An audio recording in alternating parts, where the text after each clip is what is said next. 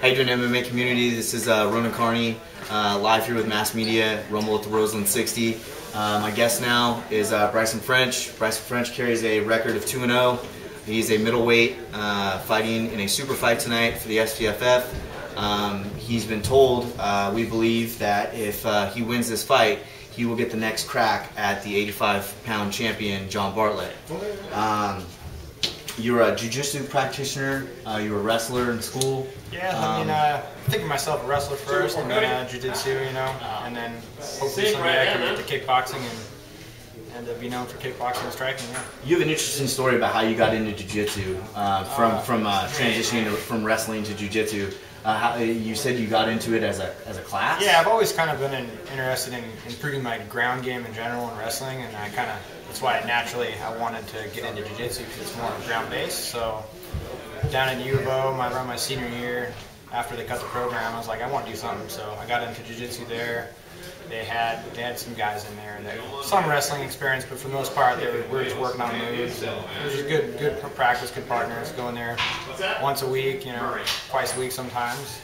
A lot of good technique, yeah, a lot of like beginner technique to get you into the sport. Learning technique, learning some moves, and learning where to be, you know, where not to be, and it just kind of, I learned it real quick and it stuck. And then once I moved back from college, I was like, you know, I think this is something I want to pursue. So. And the place that you ended up going was to a very prestigious school. Yeah. Some say that, in their opinion, it is the most, as you would say, legit Brazilian Jiu-Jitsu school. Impact Jiu-Jitsu. Now you go to the location in Beaverton, correct? Yeah, Beaverton. You said there's a lot of tough guys in the gym. There's a lot of tough guys in our gym, yeah. I mean, we got Elite Flores, we got, can't name them all off. We got lots of tough guys there, big guys my size, so it's good to have partners that are, you know, bigger than me, stronger than me.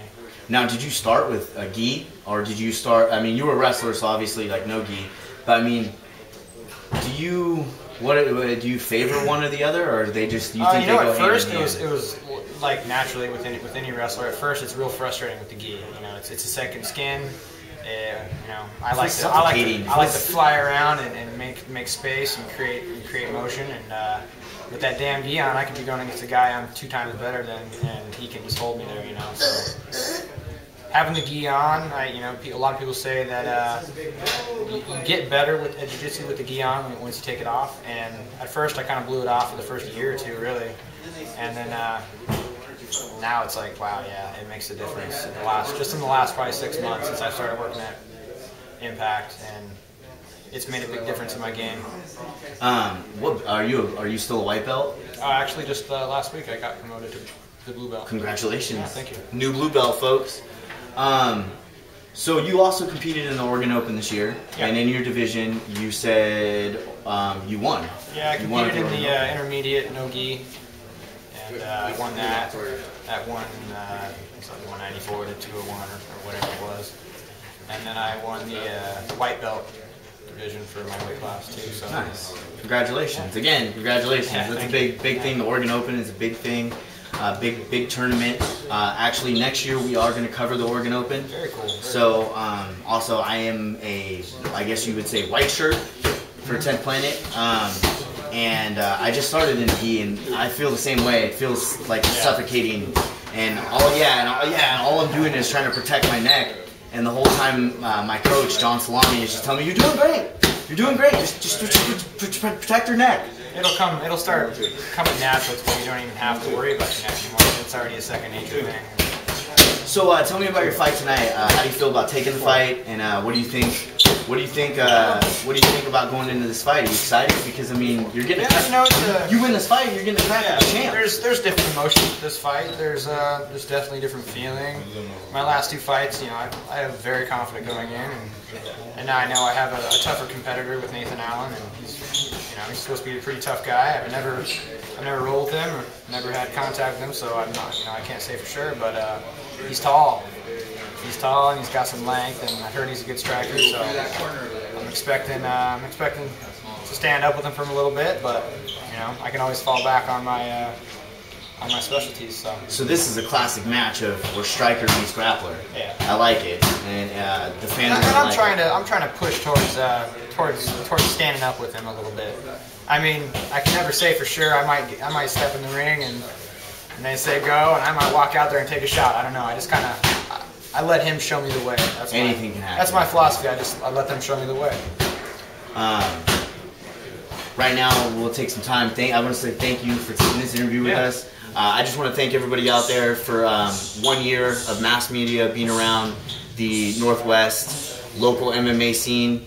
I want to thank a couple people that made our donations for tonight to the fighters. I want to thank Oregon Grown Design.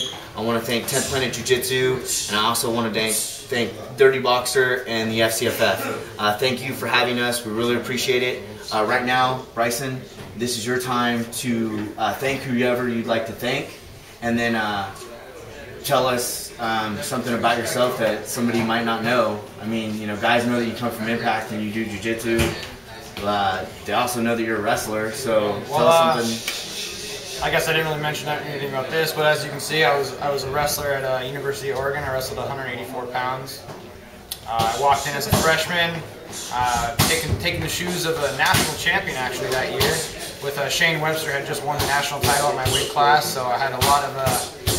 I was real nervous coming into the U of O, going I got to fill the shoes of the national title holder. So he had graduated, and he comes in, he was working with me, and it was a good deal up until they cut the program when I was a sophomore. But yeah, it was devastating. You know, they have like state Oregon wrestling now. Yeah. I mean, I don't know a lot about it, man. I just kind of try to put it out of my mind because it hurt for a while, you know. It stuck, yeah. So it was out of our hands, you know. Anybody that you'd like to thank? Yeah, of course. I'd like to thank my coaches at Impact. I'd like to thank all my partners I train with. You guys are great. You guys are all taking the time to work with me, and you guys have all been awesome trying to make me become what I can be. So I want to thank my family and friends for coming out and being the loudest crowd for any fighter out there, man. I don't know. You guys are going to go up. You guys are going up against Team Baker tonight. And they're a pretty loud crowd, so we'll see. Who knows? They can whip out cowbell. They could, or air horn. Yeah. Well, once again, thank you. Yeah. Ladies and gentlemen, Bryson French, middleweight, 185 pounds, super fight tonight. Getting the next crack probably at John Bartlett. Stay tuned. I am Ronin Carney. Mass Media is Ron Burgundy of MMA. You stay classy, Northwest.